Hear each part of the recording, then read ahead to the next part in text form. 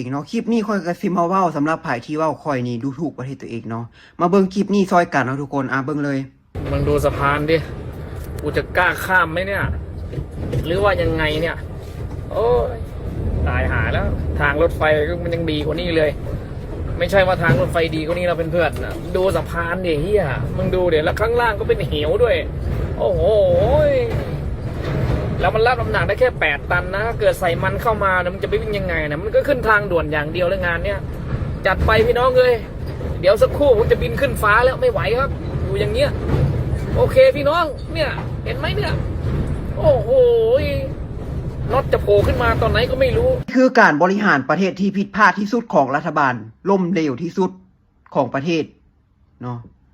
ซึ่งบ่เคยมียุคใดสมัยใดเนาะที่พัฒนาหลายปานนี้ทุกคนเวลาไปออกข่าวนะบอกว่าประเทศลาวนี่พัฒนาหอบด้านเนาะหอบด้านจังใดเนาะหัวนี่นะสร้างตั้งแต่สมัยฝรั่งเศสปกครองเนาะตั้งแต่สมัยสงครามพูดเลยเนาะ40-50 ปีผ่านมาแล้วทุกคนหัวนี่ก็ยังใส่เป็นเส้นทางหลักในการสัญจรไปมาอยู่ทุกมือนี่เนาะเวลาต่างชาติโดยเฉพาะคนไทยที่เขามาเที่ยวเขามาเห็นนะทุกคนเขาก็เอาไปโพสต์เนาะคนไทยได้นี่ทุกคนนักท่องเที่ยวคนต่างประเทศได้นี่เขามาเห็นเขาเอาไปโพสต์ไปประจานประเทศตัวเองขายหน้าขายตาประเทศตัวเองแล้วหาว่าค่อยนี่ดูถูกประเทศตัวเองช่อโกงเนาะคอร์รัปชันเนาะเอาเงินของภาษีของประชาชนนี่ไปใส่ส่วนตัวบ่เอามาพัฒนาส่วนรวมบ่พัฒนาอีหยังเลยทุกคนเงินที่โกงไปนี่หลายๆปี40-50 ปีนี่เอามาขนดินเข้าเฮือนมันนี่ก็คือที่แบบท่วมเฮือนมันไปเบิดแล้วเนาะแล้วก็ขอฝากถึงคนที่ออกมาปกป้องรัฐบาลที่ซ่อโกงประชาชนซ่อโกงประเทศแบบนี้เท่ากับเจ้านี่ทำลายประเทศชาติขายชาติคนที่ขายศาสตร์คือรัฐบาลแล้วก็พวกเจ้าเองที่ปกป้องกันเองโมเมนต์ค่อยเนาะค่อยขายศาสตร์ค่อยบ่ได้หยังเนาะค่อยออกมาปกป้องค่อยออกมาว่าออกมารักษาผลประโยชน์ของประเทศไว้คันบ่มีไผเว้าบ่มีไผว่ามันก็สิเฮ็ดจังซี่ไปตลอดเป็นคนเว้ารัฐบาลเป็นคนโกงเนาะแม่นไผซัวก่อนกันไปตัดสินใจเอาเนาะออกตามล่ามันโลดบักเขียวนี่มันคนขายชาติมันถูกซื้อโตไปแล้วเนาะบักเขียวนี่ไปเฮ็ดข่าวอยู่ประเทศใดแสดงว่าประเทศนั้นบ่มีนักข่าวเลยจ้างมันมาเฮ็ดข่าวให้ขอบใจเด้อขอบใจสำหรับความคิดเห็นเนาะความคิดเห็นเจ้านี่จะเอาความคิดเผด็จการหัวหุ่นแหงนี่มาแต่ใส่เนาะจิตใจเจ้าเฮ็ดด้วยหยังจิตใจเจ้าเฮ็ดด้วยหยังเป็นยักษ์เป็นมารมาแต่ใส่แบบนี้เขาเอิ้นคนบ่มักดีเนาะ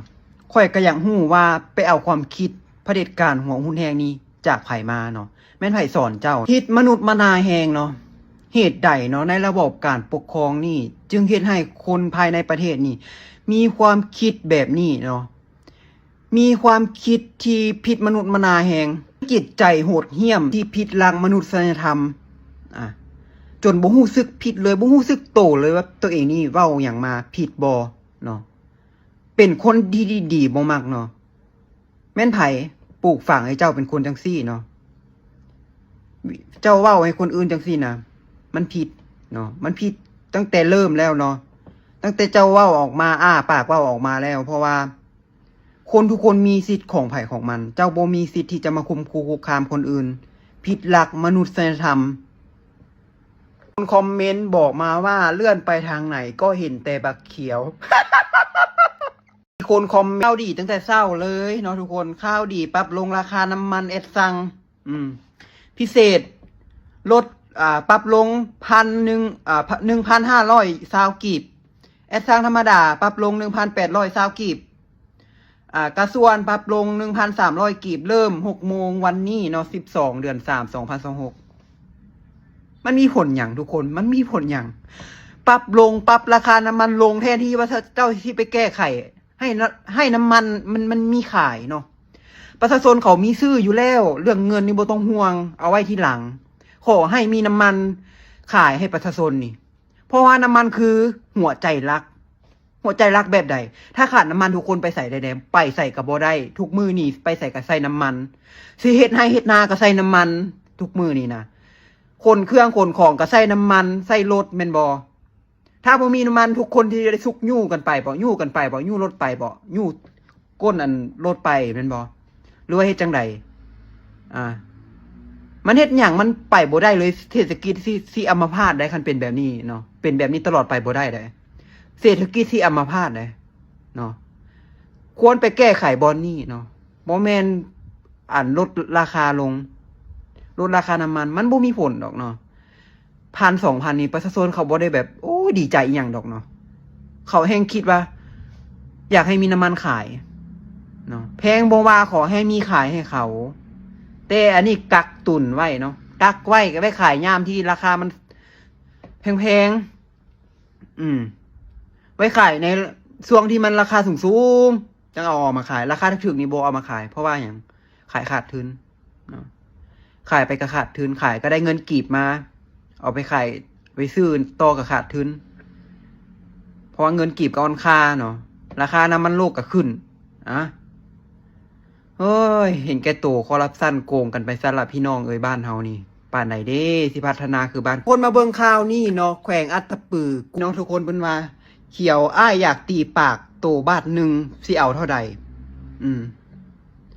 ข่อยก็งึดซุมที่มาคอมเมนต์จังซี่เนาะมันมาว่าเจ้าหน้าที่ลาวนี่ถามหาข่อยเนาะซอกหาข่อยว่าข่อยอยู่ไสเนาะบ่ต้องถามหาข่อยดอกเนาะถามสิมาขอโทษสังคมลาวเด้อขอโทษหลายๆเนาะสิ่งที่เขียวเฮ็ดไปเนาะก็รู้สึกว่าเขียวผิดเนาะก็มีสังคมลุมประนามเขียวต่างๆนานาเนาะเขียวก็รู้สึกว่าสิ่งที่เขียวเว้าไปนั้นมันก็บ่ควรเว้าเนาะเขียวก็รู้ก็เข้าใจเนาะทุกคนแต่สังคมก็สิให้โอกาสเขียวบ่เท่านั้นแหละเนาะต้องขอโทษหลายๆเด้อเพิ่งรู้ว่าตัวเองผิดในสังคมพอสิให้โอกาสได้อยู่บ่ก็คือว่าแล้วนั้นมาขอโอกาสนำเจ้าเด้อพอได้ที่ตามล่าหรือว่าที่อยากได้บ้านเลขที่แล้วหรือว่าอยากได้ลายเซ็นแล้วนั่น